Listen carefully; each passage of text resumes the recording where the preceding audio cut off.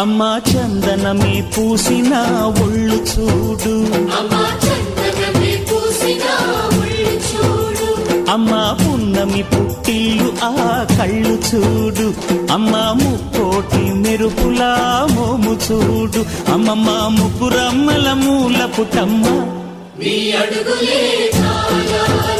అమ్మా నిప్పుల్ని తొక్కిన నడక చూడు, అమ్మా దిక్కుల్ని దాటిన కీర్తి చూడు, 1000 సూర్యుళ్ళై మెరిసిన